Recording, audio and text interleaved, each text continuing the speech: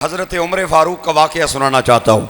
آپ کی بارگاہ میں ایک یہودی آیا، آ کے عرض کرتا ہے جناب آپ کے قرآن میں ایک آیت ہے، اگر وہ آیت ہمیں نصیب ہوتی ہم عید مناتے۔ آپ نے فرمایا کون سی آیت؟ کہنے لگا الیوم اکملت لکم دینکم واتممت علیکم نعمتی ورضیت لکم الاسلام دینا۔ آج کے دن میں نے تمہارے لیے دین مکمل کر دیا اور میں نے اپنی نعمت مکمل کر دی اور بطور اسلام دین سے میں راضی ہوا۔ یہ آیت اگر ہمارے پاس ہوتی ہم عید مناتے۔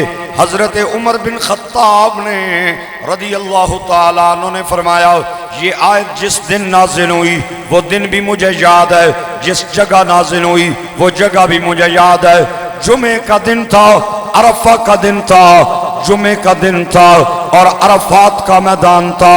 تمہارے لیے یہ آیت ایک عید کا پیغام لاتی، ہما لنا عیدان، ہمارے لیے دو عیدیں ہیں، عرفہ کا دن بھی عید کا دن ہے، جمعے کا دن بھی عید کا دن۔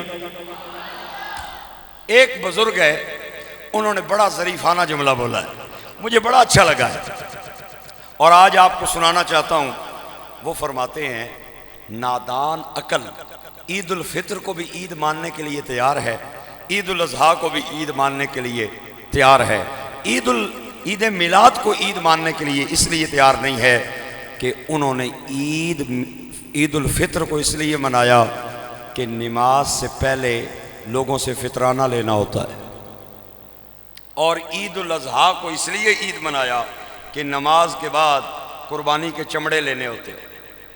جس میں کوئی چیز آ رہی تھی اس کو بنا لیا عید، اور عید میلاد میں تو اپنے جیب سے خرچہ کرنا پڑتا ہے، جلوس میں جانا جیب سے لگانا، لنگر پکانا جیب سے لگانا، جھنڈے لگانا، جھنڈیاں لگانا، چراغاں کرنا، سٹیج سجانا، محفل کرنا، یہ سارے انتظامات کے لیے چونکہ اپنے خرچے کی ضرورت ہے تو عقل نادان نے کہا کہ جس میں مال آنا ہے وہ عید ہے اور جس میں جیب سے جانا ہے وہ بدعت ہے۔ لیکن عشق نے کہا اگر گھر میں کچھ بھی نہ رہے صدائیں درودوں کی آتی رہیں گی، جنہیں سن کے دل شاد ہوتا رہے گا۔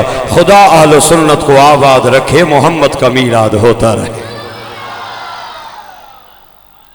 نادان عقل نے کہا بدعت ہے اور عشق نے کہا کچھ بھی نہ رہے حضور کا ذکر رہے، میں رہوں نہ رہوں دین محمد رہے اور عزت اسلام رہے۔ میرے گرامی قدر احباب، علامہ محمد اقبال قلندر لاہوری مصور پاکستان کہتے ہیں دنیا میں جتنے کام کرنے ہیں عقل سے کرنے ہیں، علم حاصل کرنا ہے تو عقل سے کرنا ہے، سفر کرنا ہے تو عقل سے کرنا ہے۔ جناب والا کسی کے گھر جانا ہے تو عقل سے جانا ہے، لیکن جب باری آ جائے مدینے کے تاجدار کی، جب باری آ جائے آمنہ کے لال کی، پھر کام عقل سے نہیں کرنا۔ یاد رکھ پیر رومی کا کہا عقل قربان کن بپیش مصطفیٰ۔ مثنوی رومی میں مولانا روم فرماتے ہیں سارے کام عقل سے کیے جائیں، لیکن جب باری مدینے والے کی آ جائے پھر عقل سے کام نہیں بنتا، پھر عشق سے کام بنتا ہے۔ او دوستو ایک بات بڑی ایمان افروز کر کے آگے جانا چاہتا ہوں، میں کہتا ہوں جہاں عقل ختم ہو جائے وہاں مصطفیٰ کی شان شروع ہو جاتی۔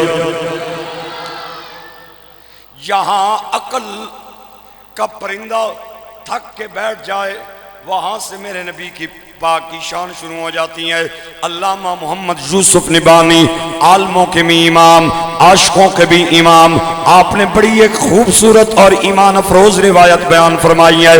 آپ فرماتے ہیں سرکار نے فرمایا میں ایک دن آرام کر رہا تھا، خواب میں مجھے دو فرشتے نظر آئے، انہوں نے میری آنکھوں کے سامنے ایک ترازو لگایا، ایک پلڑے میں 10 بندوں کو بٹھایا، دوسرے پلڑے میں مجھے بٹھایا، تو جب ترازو اٹھایا بندوں کا وزن کم تھا، میرا وزن زیادہ تھا، پھر 10 اٹھا کے 100 بٹھائے، پھر بھی میرا وزن زیادہ تھا، پھر 1000 بندے بٹھائے پھر بھی اٹھا کے دیکھا میرا وزن زیادہ تھا۔ ایک تیسرا فرشتہ آیا، اس نے کہا کس چکر میں پڑ گئے ہو؟ پیدا کرنے والے کی قسم ہے اگر ساری کائنات بھی ایک پلڑے میں مٹھا دی جائے تو محمد کا وزن زیادہ ہے، مصطفیٰ کا وزن زیادہ ہے۔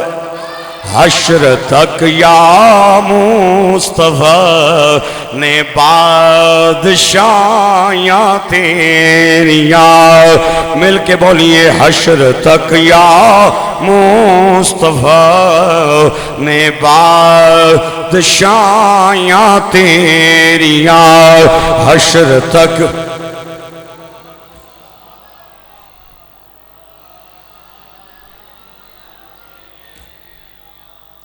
میں تے تقریراں کر کے تھکے ہاں، تسی سن سن کے تھکے کی گل ہے؟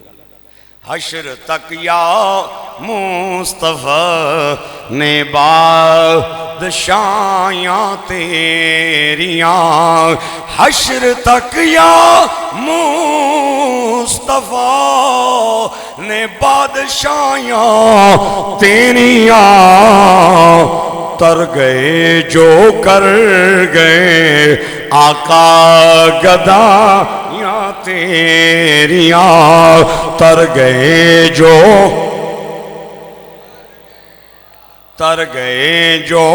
کر گئے آقا، مل کے بولیے تر گئے جو کر گئے آقا۔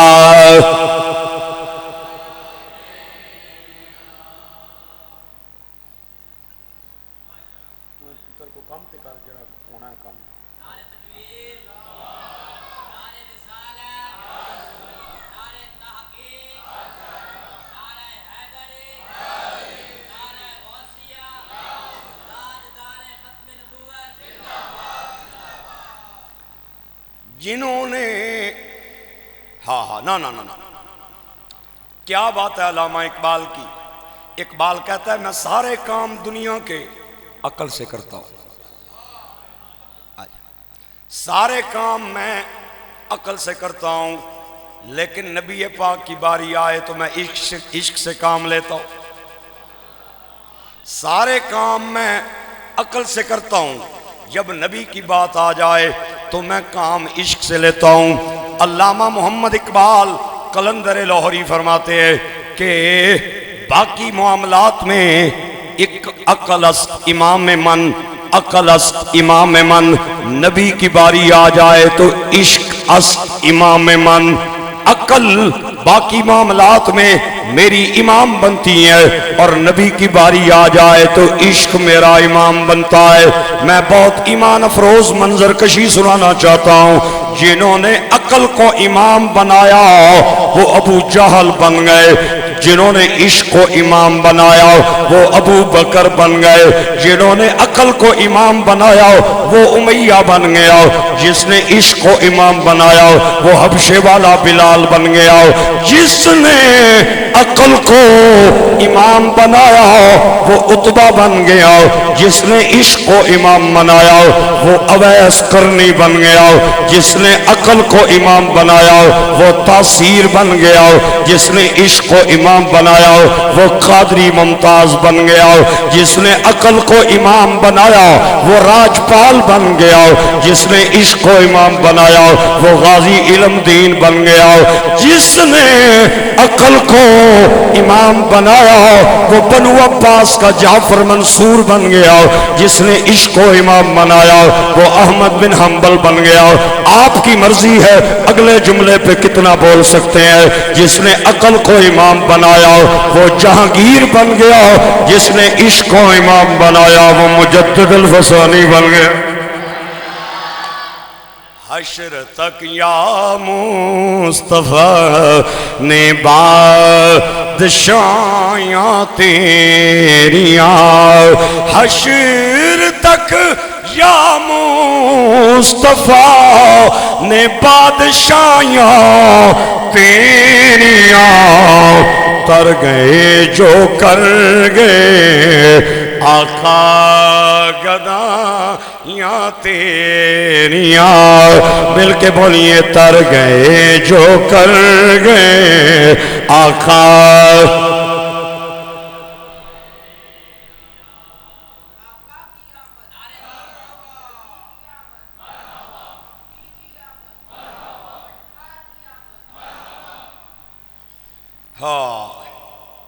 قد جاءكم من اللہ نور وکتاب مبین اللہ فرماتا ہے تمہارے پاس نور آیا اور کتاب مبین آئی ہم نے نور بھیجا کتاب مبین بھیجی اللہ اکبر علماء کرام نے نا نور پہ بحث کی ہے علماء فرماتے ہیں نور کی دو کیٹاگریز ہیں دو اقسام ہیں نور کی ایک نور حسی ہے ایک نور معنوی ہے نور حسی وہ ہے جو محسوس کیا جائے حس سے ہے حس محسوس کیا جا سکے وہ نور حسی ہے اور نور معنوی وہ ہے جس کی گواہی آنکھ نہ دے سکے عقل گواہی دے کے نور ہے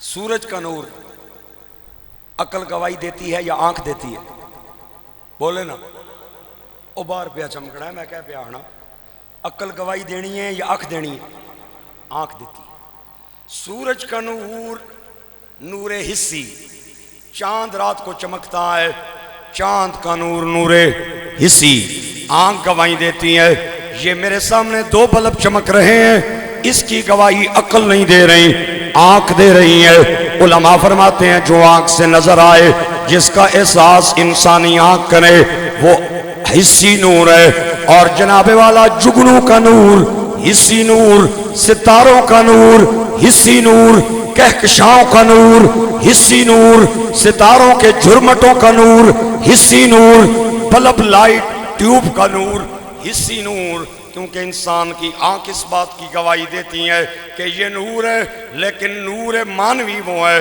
کہ عقل گواہی دے کہ یہ نور ہے میں مثال دیتا ہوں اللہ کریم قرآن پاک کے بارے میں فرماتا ہے قد انزلنا الیکم نور مبین ہم نے تمہاری طرف نور مبین نازل کیا قرآن کو بھی اللہ نے نور کہا ہے میرے نبی کو بھی اللہ نے اب چاہیے تو یہ کہ بجلی جائے چلی تو آپ موبائل کی لائٹ آن نہ کریں نہ کوئی لائٹ اور منگوائیں بلکہ کہیں کہ جائیں الماری سے قرآن اٹھا کے لے آئیں اے کھولو جی قرآن پاک نو اللہ نے انہوں نور آکھیا ہے یہ روشنی دینی چاہیے انہوں اللہ نے قرآن پاک کو نور کہا ہے لیکن انسان کی آنکھ اس بات کو محسوس او بولو نا یار انسان کی آنکھ اس بات کو محسوس نہیں کر سکتی عقل بتاتا ہے کہ جس نے ابو بکر کو صدیق بنایا وہ نور ہے جس نے عمر کو فاروق بنایا وہ نور ہے جس نے عثمان کو ذی النورین بنایا وہ نور ہے جس نے علی کو شیر خدا بنایا وہ نور ہے جس نے ابن مسعود کو فقیہ بنایا وہ نور ہے جس نے ابن عباس کو مفسر بنایا وہ نور ہے جس نے ابو عبیدہ بن جراح کو امین بنایا وہ نور ہے جس نے خالد کو سیف اللہ بنایا وہ نور ہے وہ نور ہے ہاں نور ہے قرآن نور ہے قرآن نور ہے حضرت عمر بن خطاب کا زمانہ میں آپ کو بتانا چاہتا ہوں کہ قرآن نے کیسے اثر کیا عقل بتاتی ہیں قرآن نور ہے حضرت عمر کے زمانے میں مردوں کے ساتھ عورتیں بھی مسجد میں نماز پڑھا کرتی تھی سب سے پہلے حضرت عمر نے روکا تھا کہ آج کے بعد کوئی عورت مسجد میں نماز پڑھنے کے لیے کر پڑ آپ دی ایک بیوی سی حضرت عمر پاک تھی انہیں اعتراض کیتا حضرت عمر تھی کیونکہ باقی لوگ جڑیاں گلاں نہیں کر سکنے، اے وزیر داخلہ جڑا ہر بندے نے کہا رہے یہ کر سکنا۔ اس آکھیا تو کون ہونا ہے نماز تو ڈکن والا؟ سرکار نے زمانے میں جانی رہی ہیں، انہوں نے ڈکیا۔ حضرت صدیق نے زمانے میں جانی رہی ہیں، انہوں نے ڈکیا، تو کیوں پہ ڈکنا؟ حضرت عمر نے اپنی بیوی نو سمجھایا۔ آپ نے فرمایا بات یہ نہیں ہے، بات یہ ہے کہ اب حضور کا زمانہ وہ تھا جب آسمان سے وہی اتر رہی تھی، وہ برکتاں سن بڑیاں، وہ بڑیاں رحمتاں نہ دور سی، اکھاں جی آس شرم سی، ہوں وہ کوئی نہیں رہا کرمالیت کرب ہے۔ بیوی نے کہا نا نا نا نا نا، میں حضور کی بات مانوں گی اور میں جاؤں گی آئندہ کے بعد۔ حضور نے مجھے منع نہیں کیا۔ خیر بیوی چلی گئی، ایک دن گئی، دوسرے دن گئی۔ حضرت عمر فاروق کے دل میں ایک ترکیب آئی۔ آپ ایک جگہ پہ نا اپنا بھیس بدل کے کھڑے ہو گئے، بیوی جیسے ہی گزری تو آپ نے بیوی کو ٹچ کیا، ٹچ کر کے پھر چھپ گئے۔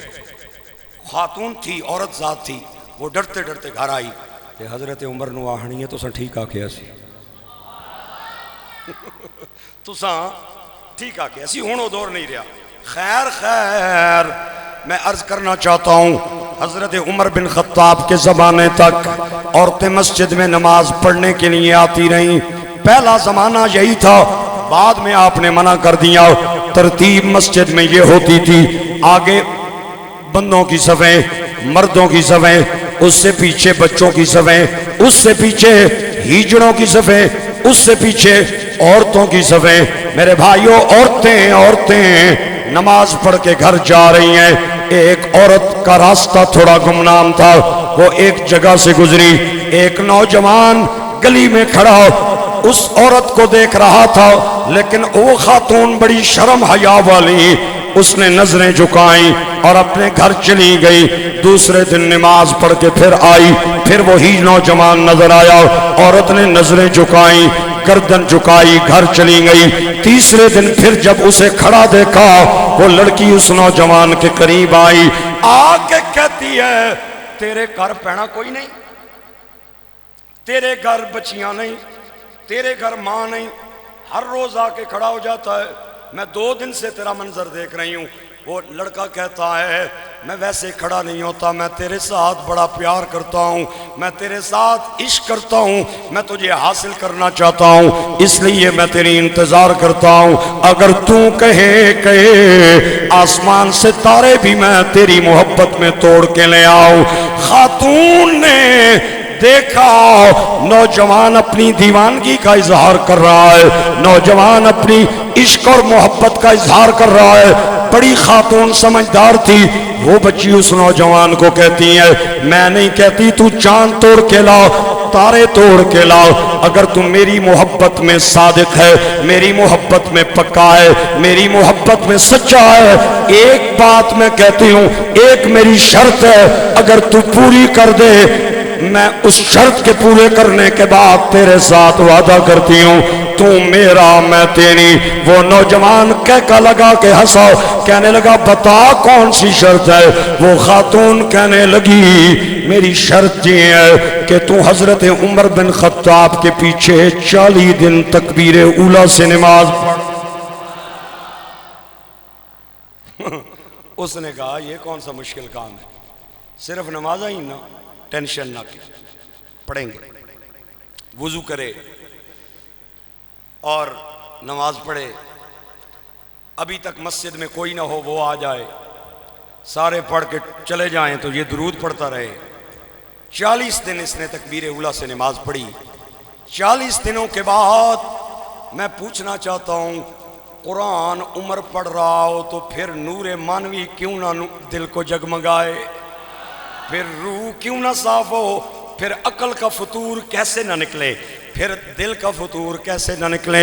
حضرت عمر پاک نماز پڑھاتے رہے، یہ نوجوان 40 دن آپ کے پیچھے نماز پڑھتا رہا۔ میرے گرامی قدر احباب، 40 دنوں کے بعد وہ لڑکی اپنے وعدے اور پرامس کے مطابق گلی کے کنارے کھڑی ہو کے انتظار کرنے لگی، آئے گا تو ساتھ جاؤں گی۔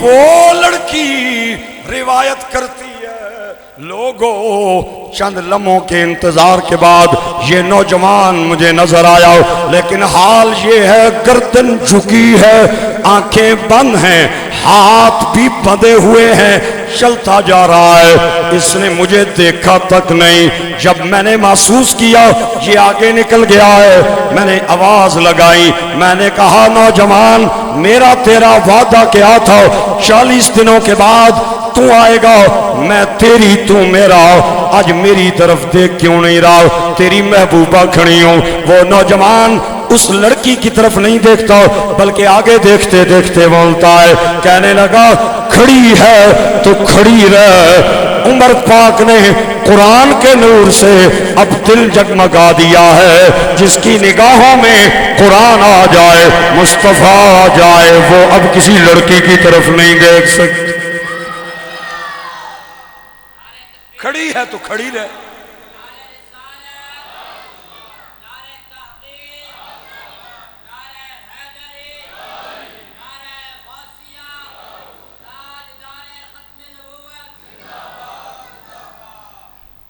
وہ علیحدہ بات ہے کہ کوئی نابینا ہو جائے، آنکھیں اس کی کام نہ کریں اور وہ کہے مجھے تو کچھ نہیں نظر آ رہا، آپ کہیں گے بھائی آپ کی آنکھوں کا قصور ہے، دونوں بلب جل رہے ہیں، آپ کی آنکھوں کا قصور ہے، سورج چمک رہا ہے۔ اب کوئی ملا گستاخ بے ادب اسے اگر حضور کا نور نظر نہ آئے تو ہم کہیں گے بھائی آپ کی آنکھوں کا قصور ہے۔ قد جاکم من اللہ نور و کتاب مبین۔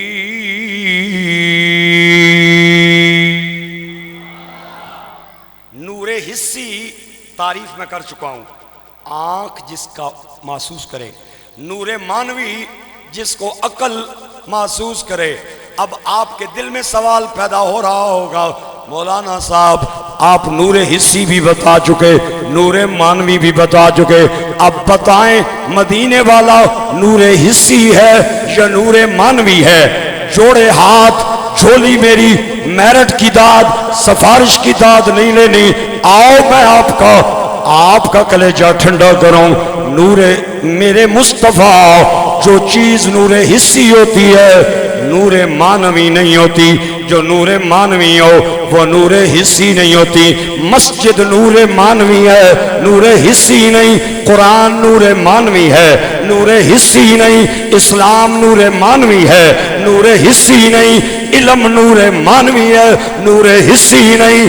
خدا کی کبریائی کی قسم مدینے والے مصطفیٰ نور معنوی بھی ہے، نور حسی بھی ہے۔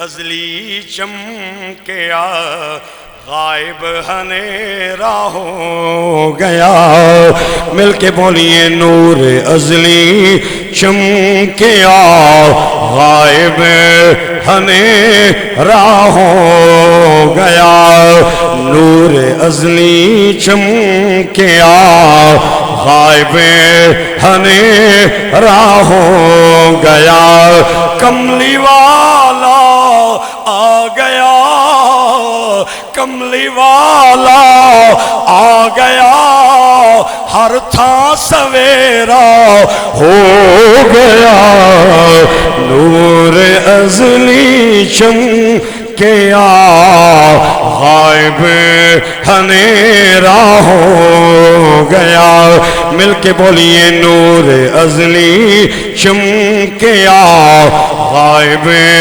ہنیرا ہو گیا، کملی والا آ گیا، کملی والا آ گیا، ہر تھا سویرا ہو گیا، نور ازلی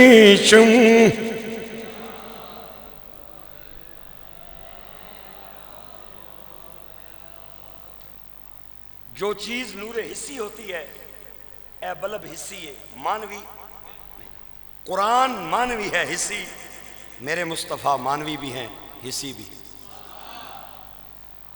ترے دلیلاں دیاں گا پھر مانوی ول جاواں گا، اگر ٹائم ملیا تو اسے جمعے نہیں تو اگلا کسے پاسے نہیں کیا۔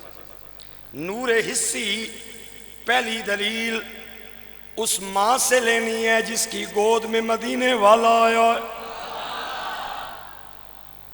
کس کس چیز کو سنواریں، کس کس چیز پہ بحث کریں؟ آج ایسے میرے ملک میں لوگ بستے ہیں جو میرے نبی کی ماں کو مسلمان تسلیم کرنے کے لیے تیار نہیں۔ ایسے لوگوں سے بھی ہمارا پالا پڑتا ہے۔ کہتے ہیں دیکھیں نا جناب مولانا صاحب، بس ایسے جذباتی اور ایموشنل آپ باتیں کرتے ہیں، نبی پاک کے والدین تو حالت کفر میں مر گئے تھے، آپ نے انہیں بھی مسلمانوں کے کھاتے میں ڈال دیا۔ اور میں نے کہا یار خدا کا نام مان، اگر حضور کے والدین مسلمان نہیں ہے نا تو دنیا تے کسے ماں نے پتر جمے ہی نہیں جڑا مسلمان۔ آپ نہیں بولے، آپ ساتھ والے بندے سے پوچھ لیں کہ مولوی صاحب کی بات پہ بولنا بنتا ہے تو بولیں، نہیں تو یہ نہ ہو آپ ویسے ہی بول دیں اور میرے کندھے پہ کراؤن لگ جائے، مینوں جنہ کراؤن لائے نا اوہی کافی، سائیں بہتن کراؤن لانا لے توڑے کراؤن نہیں چاہیے، آپ صرف محبت سے بول دیں تو میں راضی ہو جاؤں گا۔ میں نے کہا اگر حضور کی ماں مسلمان نہیں ہے نا تو دنیا میں کسی ماں نے وہ بیٹا جنا ہی نہیں ہے جو مسلمان ہے۔ میرے نبی کی ماں طیبہ طاہرہ راکعہ ساجدہ مومنہ حضرت آمنہ، ایک بار میں نے یہ بات کہی ہے، آج پھر کہنا چاہتا ہوں کہ کئی باتیں ایسی ہوتی ہیں بار بار بھی بیان کر دی جائیں تو ان کا وزن نہیں گھٹتا۔ یہ بات میں کہنا چاہتا ہوں، ایک آدمی کہنے لگا نبی پاک کی ماں اگر مسلمان ہے تو اس پہ کوئی دلیل لے کے آئیں۔ میں نے کہا میں ایک سادی سی دلیل جانتا ہوں، ماں اپنے بچے کا نام رکھ دے، وہ بچہ بالغ ہونے کے بعد مسلمان ہو جائے تو اس کا نام بدلا جاتا ہے، کیونکہ ماں نے حالت کفر میں نام رکھا۔ ایک ہندو آیا، اس نے کہا میری ماں نے میرا نام کاشی رام رکھا۔ ایک عیسائی آیا، اس نے کہا میری ماں نے میرا نام رچرڈ رکھا، نکسن رکھا۔ ایک عیسائی آیا، اس نے کہا میری ماں نے میرا نام یوحنا مسیح رکھا۔ وہ بچہ بالغ عاقل ہونے کے بعد مسلمان ہو کے مسجد میں آیا، مولانا صاحب نے کہا تجھے تیرا کلمہ مبارک لیکن یوحنا مسیح نام غلط ہے کیونکہ ماں نے حالت کفر میں رکھا ہے۔ آج کے بعد تیرا نام عبد الغفار ہے، رچرڈ کا نام غلام حسین ہے، اور جو یوحنا مسیح ہے اس کا نام آئندہ کے بعد غلام مصطفیٰ ہے۔ ماں حالت کفر میں بچے کا نام رکھنے، بالغ ہونے کے بعد مسلمان ہونے کے بعد اس بچے کا نام بدلا جاتا ہے۔ میں کہتا ہوں میرے نبی کا نام کسی اور نے نہیں رکھا، میری ماں نے، میرے نبی کی ماں نے رکھا۔ اگر تو کہتا ہے نبی کی ماں مومنہ نہیں ہے تو معاذ اللہ میرے نبی کا نام بدل کے دکھا۔ اگر تو نہیں بدل سکتا پھر تجھے کہنا پڑے گا طیبہ جئی تھا ہاں کوئی نہیں، اے طیبہ جئی تھا کوئی نہیں، میرے نبی دی ماں ورگی سر جگ وچ ماں کوئی نہیں۔ مل کے بولیے میرے نبی دی ماں ورگی سر جگ وچ ماں کوئی نہیں۔ اللہ نے اپنے نبی کا نام قاری صاحب احمد رکھا۔ حضور فرماتے ہیں عرشوں پہ میرا نام احمد ہے، فرش پہ محمد ہے۔ اللہ نے اپنے محبوب کا نام کیا رکھا ہے؟ بلند آواز سے، ثواب کی نیت سے، جنہاں نے زبانہ حضور دے صدقے لو بولن، گنگیاں ڈوریاں نو چھٹی عاشق بولن۔ اللہ نے نبی کا نام احمد رکھا ہے، ماں نے محمد رکھا ہے۔ میرا جملہ سنبھالی ذرا، اللہ نے جو رکھا ہے وہ قرآن میں ایک بار آیا ہے، جو ماں نے رکھا ہے وہ 4 بار آیا ہے۔ وَمَا مُحَمَّدٌ إِلَّا رَسُولٌ قد خلت من قبله الرسل الذين كفروا وصدوا عن سبيل الله أضل أعمالهم والذین آمنوا وعملوا الصالحات وآمنوا بما نزل على محمد هو الذی أرسل رسوله بالهدى ودين الحق ليظهره على الدين كله وكفى بالله شهيدا محمد رسول الله. چوتھی آیت اللہ باب خادم کی قبر پہ کروڑوں رحمتیں فرمائے. بچے بچے کو یاد ہو گئی ہے. ما کان محمد ابا احد من رجالکم ولکن رسول اللہ وخاتم النبیین وکان اللہ بکل شیء علیما. اللہ نے جو رکھا ہے وہ قرآن میں، بولو نا، وہ قرآن میں جو ماں نے رکھا ہے وہ 4 بار آیا ہے. اگلے فقرے پہ میرا یقین ہے مجمع سارا چپ کر جائے پھر بھی یہ فقرہ بلند ہے. اللہ نے جو رکھا ہے وہ کلمے میں پڑھنا جائز نہیں ہے. ماں نے جو رکھا ہے وہ کلمے میں پڑھنا واجب ہے. تیبہ جئی تھا کوئی نہیں، او تیبہ جئی تھا کوئی نہیں، میرے نبی دی ماں ورگی سارے جگ وچ ماں کوئی نہیں.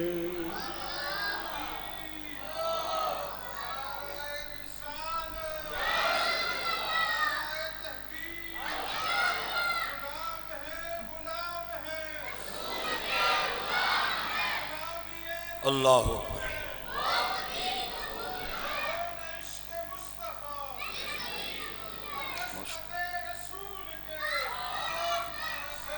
سیدہ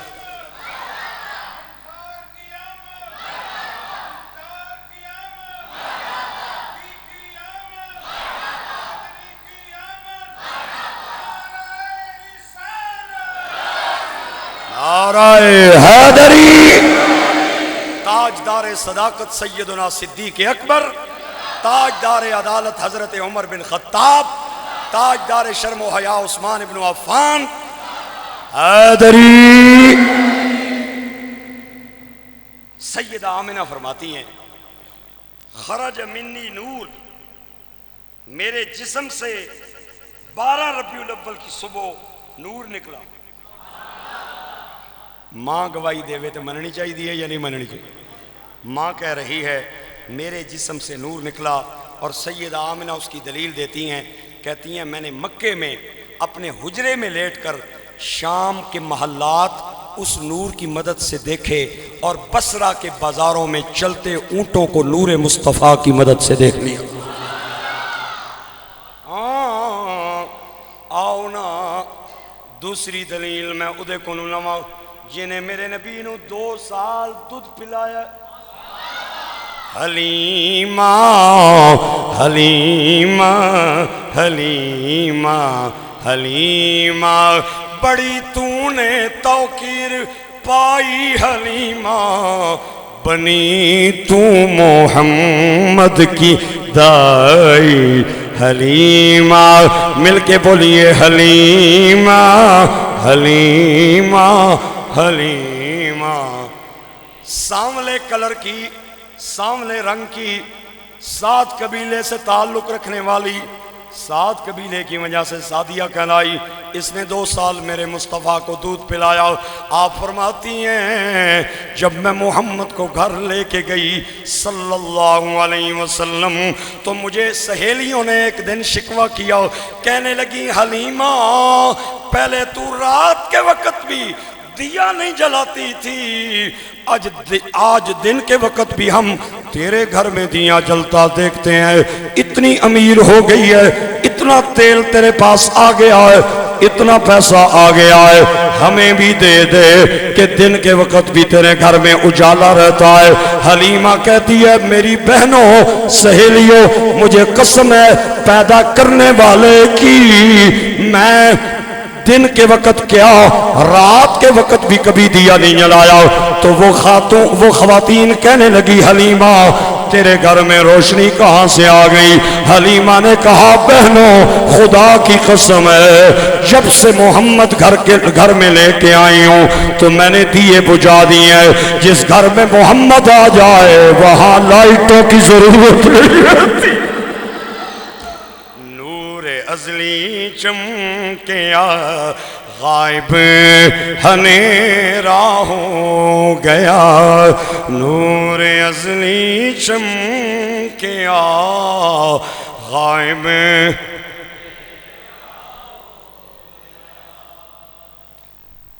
تیسری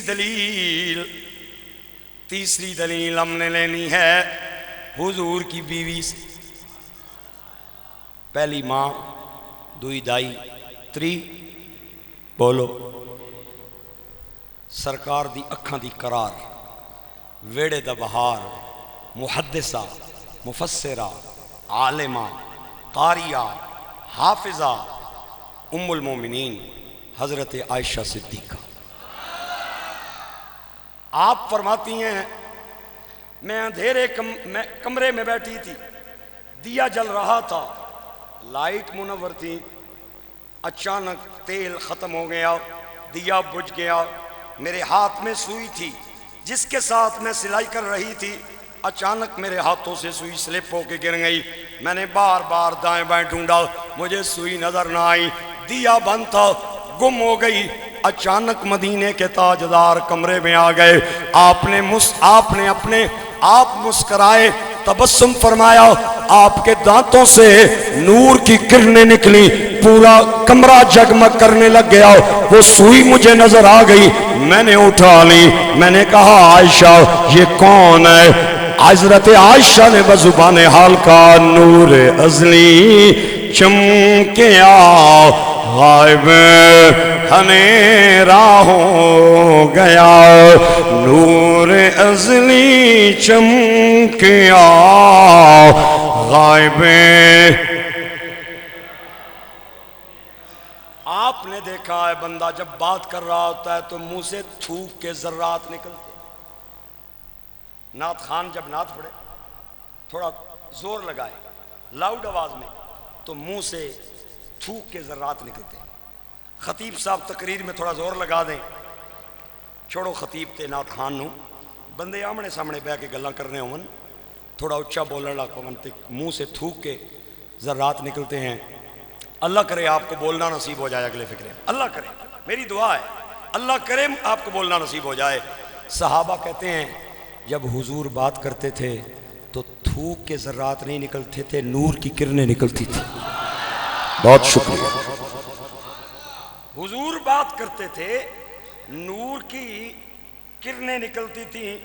آپ نے بول کے بتا دیا ہے کہ 12 ربیع الاول والے دن جلوس میں آپ نے جانا ہے، آپ نے بتا دیا کہ گھر پہ جھنڈا لاؤ گے نا، ایک باری پھر بولو، جو گھر کی چھت پہ جھنڈا لگائیں گے سبز میلاد شریف والا وہ ہاتھ کھڑا کرے، ماشاءاللہ۔ اے تھوڑا کیمرہ پھیر پتر، عاطف پتر ذرا نہ تھلا نہ ہوا اجے نہیں اجے میں کچھ کرنا پیا کچھ۔